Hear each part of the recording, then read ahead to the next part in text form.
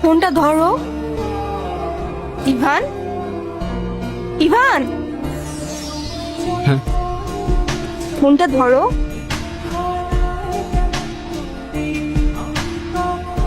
মোস্তফা কে? আমার বাবা। তোমার বাবা এতক্ষণ ধরে তোমাকে কল দিচ্ছে, টেনশন করছে অবশ্যই, এমনি এমনি তো আর না। কলটা ধরো। ছোটবেলা থেকেই বাবাকে দেখতাম প্রচন্ড ব্যস্ত, এই কাজ ওই কাজ করতে করতে আমাদের জন্য তার কাছে এতটুকু সময় থাকতো না। মা আর আমি অনেকদিন বায়না করার পর অবশেষে একদিন বাবা আমাদের ঘুরতে নিয়ে যায়। যেখানে 15% টাকা অলরেডি ইনভেস্ট হয়ে গেছে। আমি তো কিছুই বুঝতে পারতেছি না। এই, আমার সাথে কি মজা নিচ্ছে নাকি? মা মা আইসক্রিম খাবো। আইসক্রিম? তোমরা কি করছো? ঠান্ডা লেগে যাবে বাবা। যাও বাবার কাছে যেয়ে চাও। বাবা বাবা কি হয়েছে বাবা? আইসক্রিম কিনে দিবা? বাবা দিচ্ছি। আচ্ছা, তুমি গিয়ে এখন রোহানের ফাইলটা চেক করো তো। বাবা বাবা আইসক্রিম কিনে দাও না। আরে কি সমস্যা কি?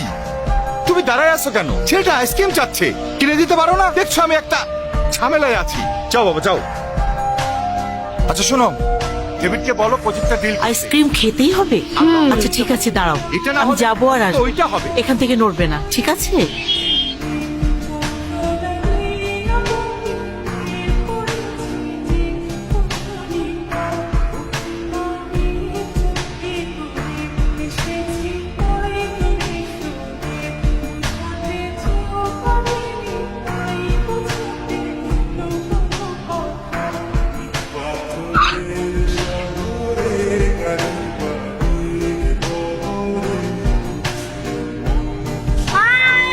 আর সেদিন আমিও মায়ের সাথে রাস্তার ওপাশে গেলে হয়তো মা আর আমি আজও একসাথেই থাকতাম।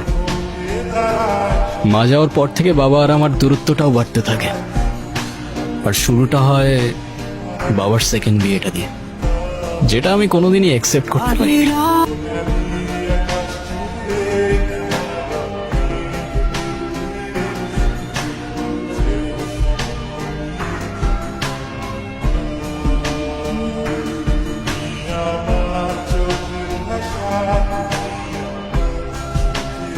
কষ্ট লাগে জানো, যখন তুমি তোমার বাবাকে এতটা ভালোবাসো কিন্তু দূরত্বটা এতটা যে সেটা বাবাকে আর কখনো বলা যায় না।